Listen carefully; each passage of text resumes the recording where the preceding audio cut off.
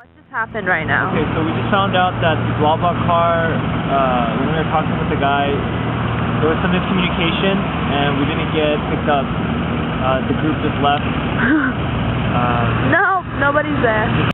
Bruno was our ride, and I was communicating with him via email. We were at the spot, we met him, and then his car was apparently full. I don't have a European or French phone number, and so BlaBlaCar, something happened where I wasn't able to reserve the spot, but I emailed Bruno and I told him that I would pay him cash. And when I went there at the spot with the cash, he already had a full car. And so me and Sarah had to come back to the hospital. I flipped out, and so I lost sight of actually what's important. And what's important is that my sister is here with me, and that we're here to have an adventure together, and I'm here to share this experience with everyone. And so I got so caught up in myself, in my own anger, that you should have seen me. I was kicking. Man, my foot is swollen right now. Like right here, this part is swollen because there was this like metal trash can, and my shoe has no hard. It's not my shoe's not hard. It's like a running shoe. And I just kicked it really hard. The only person that hurt is me. My foot. I'm like limping right now. Man, it just shows that.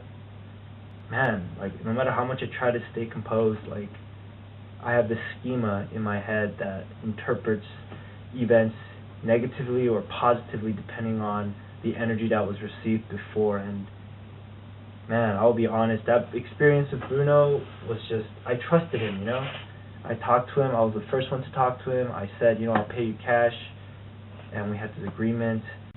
Let's get over it. That moment's over.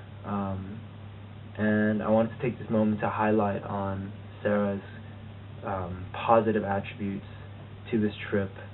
She's very patient with me, very forgiving. If it was someone else, they could have probably easily just left. And yeah, she took initiative. She actually did better than what I would have done. The thing is, like, I'm very self-dependent, and that's a weakness.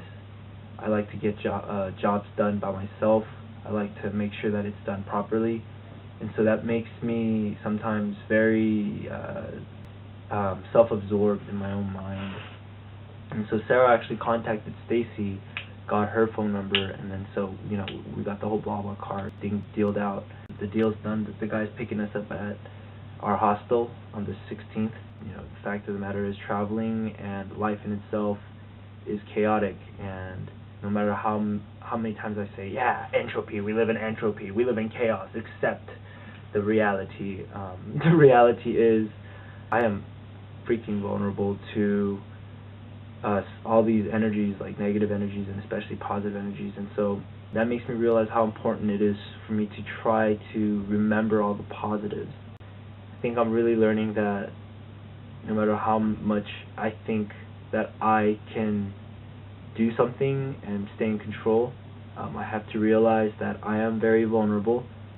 I am very crazy with my emotions, especially when I am a victim of negative energies.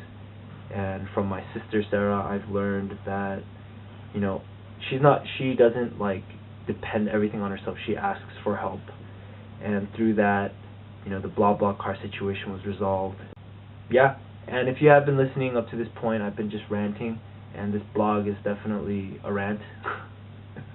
It's not really like funny or like any like YouTube like trying to go viral or anything. This is real talk. I will actually just post this vlog up before any of my other vlogs, because my other vlogs I'm trying to make it more catchy, because there are, there are a lot of instances where I am very high energy and it is a very positive mood. Positive environment, positive experience, and so I want to portray that as well. And so I will be making it kind of funny, and so I am editing it, but this one is more sobering. Yeah, I've just been ranting. Thanks for listening, and stay tuned for our vlogs.